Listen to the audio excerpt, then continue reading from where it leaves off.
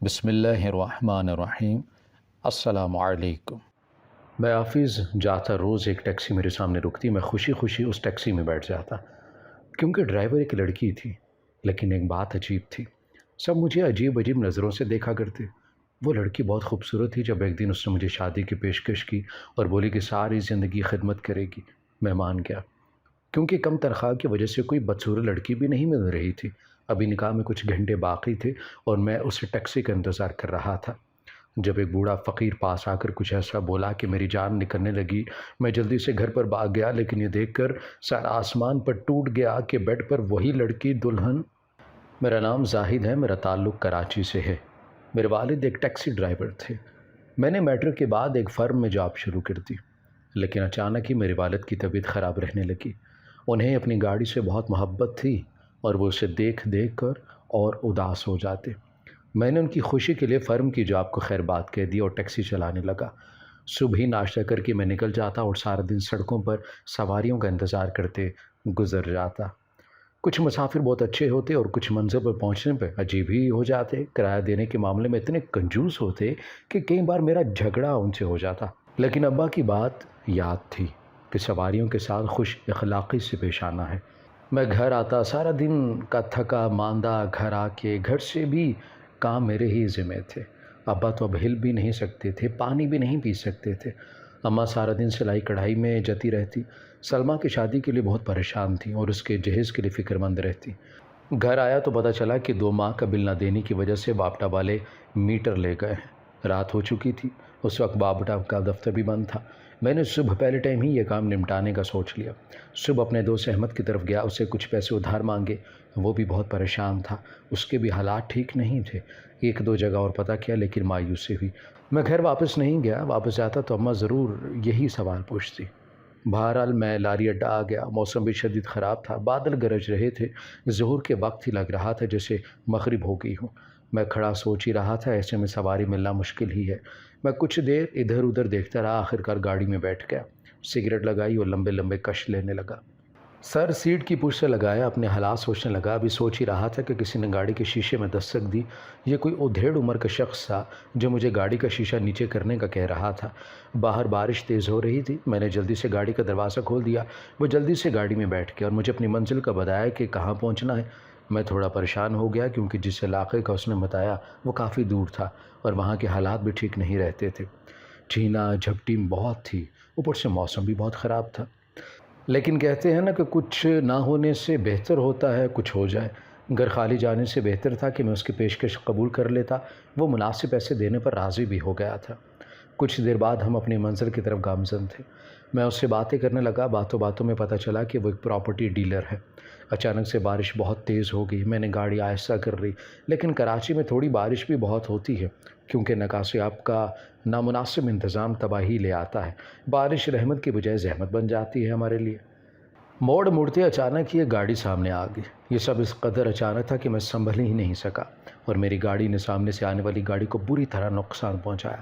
مجھے یقین تھا کہ وہ گاڑی میری گاڑی سے ٹکرانے کے بعد جیسے روڈ پہ لگے درخت سے ٹکرائے۔ مجھے یقین تھا اس میں جو بھی ہے وہ زندہ نہیں بچ سکا ہوگا۔ موسم خراب ہونے کی وجہ سے ٹریفک نہ ہونے کے برابر تھی۔ میں اور وہ مسافر جلدی سے باہر نکلے۔ ہماری گاڑی بھی بری حالت میں، لیکن اللہ کا معجزہ ہی تھا کہ ہم بچ گئے۔ ہم جلدی سے اس گاڑی کی طرف بڑھے۔ ڈرائیونگ سیٹ پر کوئی لڑکی تھی جو خون میں لت پت تھی۔ میرے ساتھ جو مسافر تھا اس نے مجھے جھنجھوڑا اور کہا کہ جان عزیز ہے تو بھاگ چلو، نہیں تو ہم دھر لیے جائیں گے۔ میں اسے بچانا چاہتا تھا، لیکن لگ رہا تھا کہ وہ مر چکی تھی۔ گھر کے وہی حالات تھے۔ گاڑی ایکسیڈنٹ کے بعد بہت بری حالت میں تھی اور میں اس حالت میں نہیں تھا کہ اسے ٹھیک کروا لوں۔ اماں کی نظر مسلسل سلائی کڑھائی کرنے کی وجہ سے کمزور ہو رہی تھی۔ انہیں سرکاری ہاسپٹل لے گیا۔ سارا دن لائی لگنے کے بعد ہماری باری آئی۔ گھر آتے آتے شام ہو گئی تھی۔ گھر آئے تو پتہ چلا کہ ابا نے کسی کو گاڑی بیچنے کے لیے بلوایا تھا، لیکن خریدنے والے نے کباڑ کے بھاؤ خریدنے کی بات کی اور کہا کہ جتنے کی گاڑی ہے اتنے اس کے اوپر پیسے لگ جانے ہیں۔ میرا دل خون کے آنسو رو رہا تھا۔ میں اپنے گھر والوں کے لیے کچھ بھی نہیں کر سکا تھا۔ انہی دنوں سلمیٰ کے لیے ایک رشتہ آیا۔ ہم سب بہت خوش تھے۔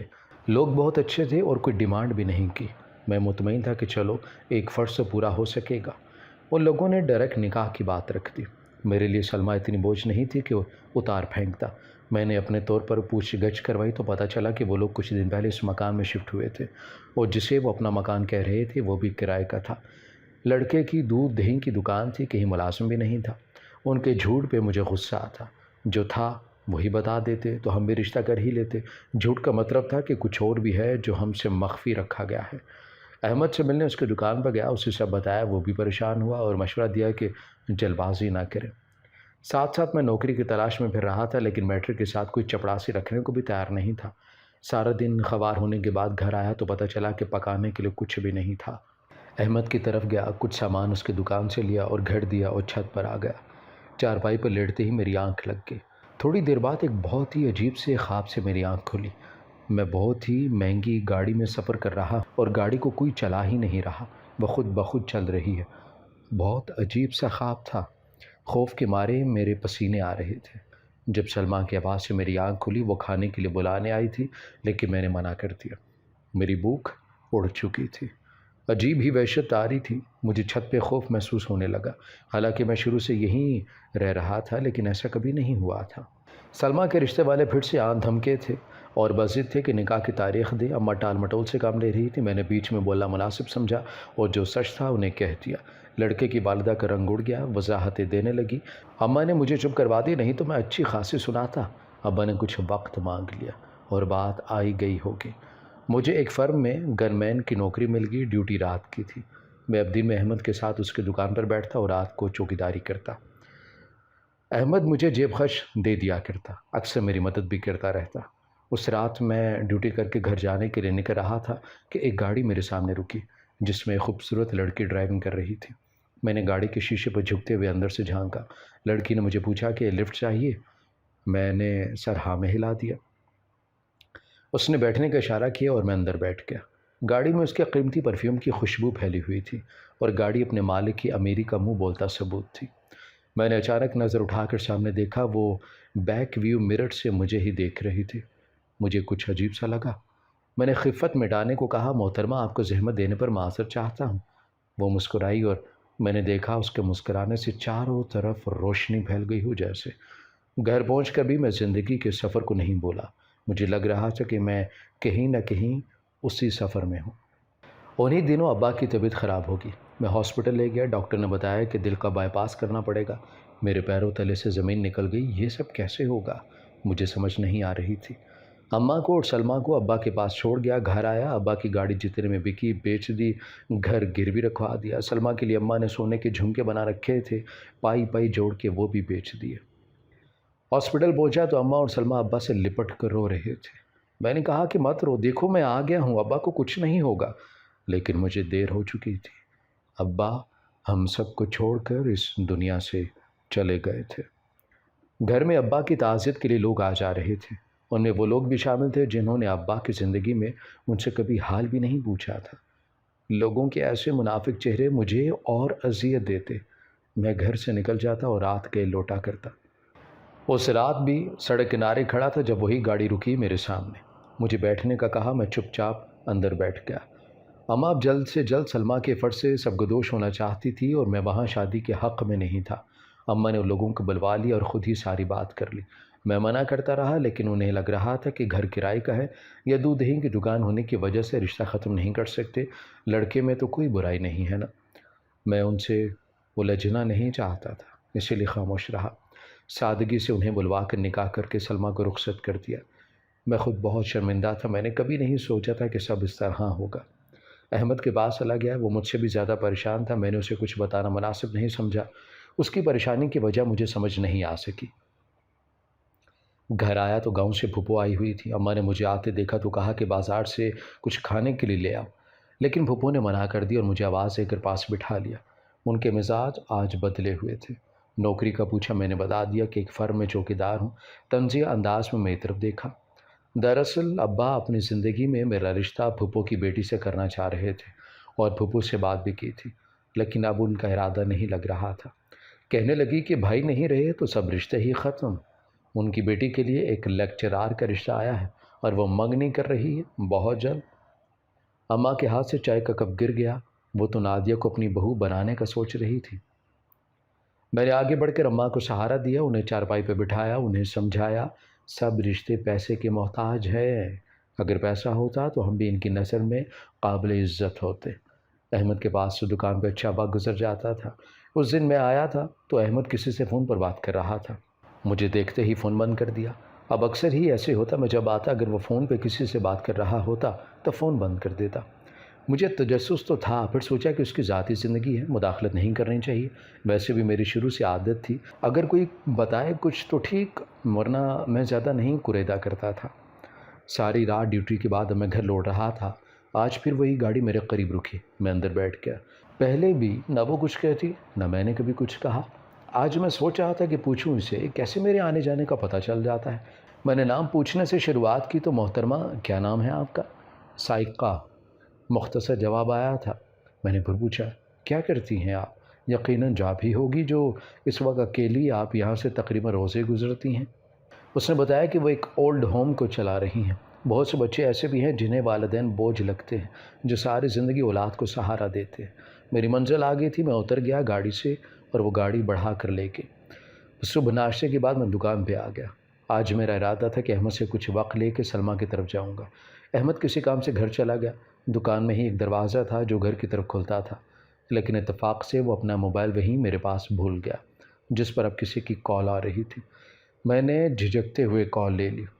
دوسری طرف کوئی لڑکی رو رہی تھی، احمد سے گلہ کر رہی تھی کہ اس کی کم ہمتی کی وجہ سے وہ عذاب میں ہے، اس کی ساس اسے بہت ذلیل کرتی ہے، شوہر نے دوسری شادی کر رکھی ہے اور اسے پوچھتا بھی نہیں ہے، اپنی ماں اور بھائی کو کچھ بتا کے پریشان نہیں کر سکتی۔ یہ آواز میں لاکھوں میں پہچان سکتا تھا، کیونکہ یہ کوئی اور نہیں، میری اپنی ہی بہن تھی، سلمہ، جو اماں کی جلد بازی اور میری غفلت کی وجہ سے اس حال میں تھی آج۔ مجھے شرمندگی اور ندامت نے گھیر لیا۔ میں کیسا بھائی تھا؟ میری بہن مجھ سے کچھ کہنے کے بجائے احمد کو سب کہہ رہی تھی، اور ایسا کیا تھا اس کے اور احمد کے بیچ جب وہ اسے آج قصوروار سمجھ رہی تھی؟ میں نے موبائل رکھا اور احمد کے آنے کا انتظار کرنے لگا۔ جیسے ہی وہ آیا اسے کہیں جانے کا کہہ کے میں سلمہ کی طرف آ گیا۔ مجھے اچانک سامنے دیکھ کے وہ بہت حیران ہوئی لیکن خوش ہوئی۔ حال احوال پوچھا جو میں پہلے ہی جانتا تھا۔ کچھ دیر میں سلمہ کی نن چائے لے آئی۔ میں نے غور کیا وہ مجھے عجیب نظروں سے دیکھ رہی تھی۔ بہن کا سسرال نہ ہوتا تو میں سنا دیتا، لیکن میں نے خاموش رہنا مناسب سمجھا۔ کچھ دیر وہاں رکا، سلمہ کو گھر آنے کا کہا اور واپسی کی راہ لی۔ ڈیوٹی پہ تھا جب مجھے کسی کی کال آئی۔ آواز انجانی سی تھی۔ میں نے پوچھا کون ہے؟ کہنے لگی کہ تم مجھے نہیں جانتے، لیکن میں جانتی ہوں، مجھے تمہیں کچھ بتانا ہے۔ میں نے پوچھا بتاؤ۔ کہنے لگی کہ سلمہ کو یہاں سے لے جاؤ، وہ ان لوگوں میں زیادہ دیر زندہ نہیں رہ سکے گی۔ اس کا شوہر اور ساس اسے جس مقصد کے لیے لائے ہیں جیسے ہی پورا ہوا اسے طلاق دے دیں گے۔ بہتر ہے کہ تم خود اسے لے جاؤ۔ میں نے پوچھا اسے سلمہ سے کیا ہمدردی ہے اور وہ کیوں یہ سب مجھے کہہ رہی ہے؟ کہنے لگی کہ میں بھی عورت ہوں اور ایک عورت کے غم کو سمجھ سکتی ہوں۔ یہ کہہ کر فون بند کر دیا گیا۔ ڈیوٹی سے فارغ ہو کے میں گھر کی طرف جا رہا تھا، پھر سے وہی مخصوص گاڑی رکی اور میں اس کی طرف بڑھنے لگا۔ پاس کھڑے فقیر نے عجیب نظروں سے مجھے دیکھا۔ دوسرا گارڈ جو میری جگہ ڈیوٹی پہ تھا وہ بھی وہیں تھا۔ میں نے دیکھا کہ سب مجھے عجیب نظروں سے دیکھ رہے تھے۔ یہ وہی فقیر تھا جو ریلوے لائن کے پاس پڑا رہتا تھا، کوئی کچھ دے دیتا تو لے لیتا، لیکن میں نے کبھی اسے بھیک مانگتے نہیں دیکھا تھا۔ عجیب سا حلیہ، جیسے مہینوں سے نہ نہایا ہو، بڑے بڑے بال، لمبی داڑھی جو کہیں سے سفید اور زیادہ تر مٹیالی سی تھی۔ ایک دفعہ میرا اسے جھگڑا بھی ہو گیا تھا، تب سے مجھے دیکھ کے منہ پھیر لیتا تھا۔ چاند گرہن کی وجہ سے آج زیادہ اندھیرا تھا۔ چاند گرہن کی تاریخوں میں اس فقیر پہ عجیب وجہ طاری ہو جاتا۔ مجھے آج اس کی آنکھوں سے خوف آ رہا تھا، لیکن میں کچھ غلط تو نہیں کر رہا تھا۔ کسی سے لفٹ لینا برا تو نہیں تھا، ویسے بھی وہ لڑکی میرے لیے قابل عزت تھی۔ فقیر نے نہ جانے کیا پڑھ کر مجھ پر دم کیا۔ میں واپس پلٹ گیا۔ گاڑی کچھ دیر کھڑی رہی پھر گزر گئی۔ میں سوچ رہا تھا کہ وہ کیا سوچ رہی ہوگی کہ کتنے نخرے ہیں اس کے، ایک تو فری میں ڈراپ کرتی ہوں اور یہ نخرے کرتا ہے۔ مجھے فقیر پہ بہت غصہ تھا۔ یہ یہاں کیوں تھا اس وقت؟ نہیں تو میں آج پھر گاڑی میں سکون سے سفر کرتا اور میرا واپسی کا کرایہ بھی بچ جاتا۔ کچھ دنوں بعد مجھے پھر سے کال آئی۔ وہی لڑکی تھی اور بہت پریشان تھی کہ سلمہ کو لے جائیں ورنہ تم اس کی شکل نہیں دیکھ سکو گے۔ میں نے جلدی سے احمد کی بائک لی اور سلمہ کے گھر پہنچ گیا۔ دروازے کو دھکا مارا، کھلتا چلا گیا۔ سامنے کچھ عجیب سے لوگ کھڑے تھے اور سلمہ گھبرائی ہوئی ایک سائڈ پہ کھڑی تھی۔